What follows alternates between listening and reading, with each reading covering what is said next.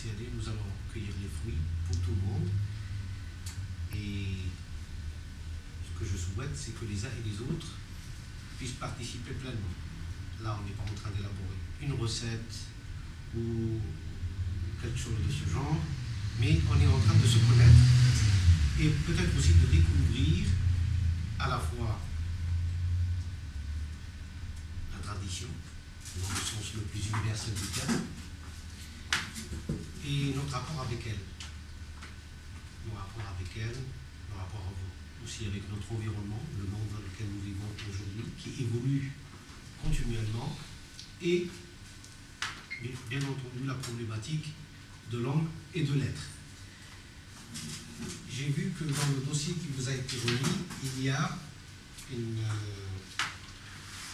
parole de Jalaluddin Rumi qui m'a frappé d'emblée. Elle est à la toute première page. L'homme est comme un isthme entre la lumière et l'obscurité. Et je crois que là, ça nous fait démarrer directement sur quelque chose de perceptible par rapport à ce que cette tradition, c'est la notion de lumière. Vous savez que dans la tradition soufie, une des sourates les plus méditées, c'est la sourate sur la lumière. Et pourquoi? Parce que justement, pour la tradition, il y a cette notion que Dieu est lumière, comme il se présente lui-même à travers le Coran, la parole révélée. Dieu est lumière de la terre et des cieux. Donc cette notion de lumière, et c'est pourquoi cette parole de Rumi est comme une clé qui nous permet un petit peu de définir déjà l'homme. Et l'homme, il est justement cet isthme donc, entre ces deux parties où il y a les ténèbres d'un côté et les lumières de l'autre. En tous les cas, nous allons d'abord essayer de savoir de quelle lumière il s'agit, parce que pour essayer de définir un petit peu notre propre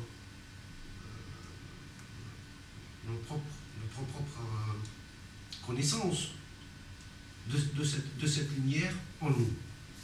La deuxième chose que je voudrais aussi que vous notiez, parce qu'elle nous permettra de situer le problème à un niveau beaucoup plus grand, beaucoup plus universel, c'est din al-fitra, la fitra.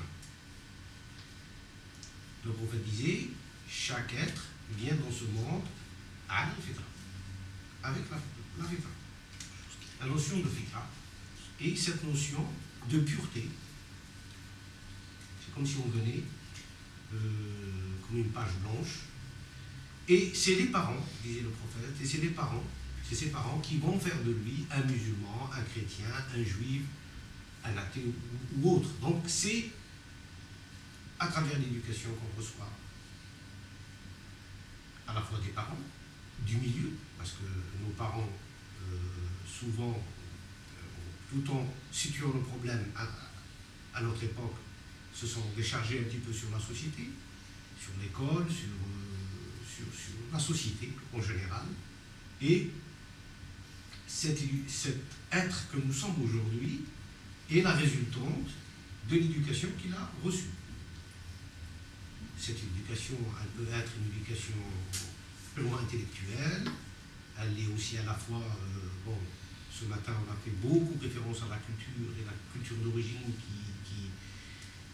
qui se rattache à nous malgré notre ignorance, le déclic. Pour un seul, quand on dit Bismillah, quand on dit le déclic que ça peut provoquer chez rapport à sa propre culture, humilié ou pas, connu ou pas, ce dépôt pour chacun de nous. Donc, pourquoi la fitra? Parce que là, on va situer l'homme. Il n'est pas à la périphérie. Donc, quand il vient avec cette pureté originelle. Et c'est pour ça que la tradition dit, le plus proche, la tradition islamique dit que le plus proche de la fitra, cette pureté originelle, c'est le tawhid, c'est l'unicité. Là, donc, nous passons à une troisième notion, la notion de l'unicité de l'être.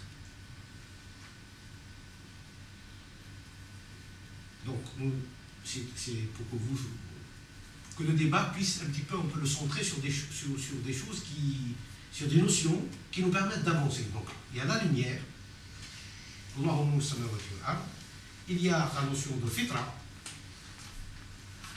avec laquelle nous arrivons dans ce monde et nous nous construisons, ou la société nous construit, en fait, par rapport à tout ce qu'elle nous donne comme éducation spirituelle ou intellectuelle ou religieuse ou de tout ordre. Et la troisième chose, c'est l'unité, le rôle de l'unité par rapport à cette fitra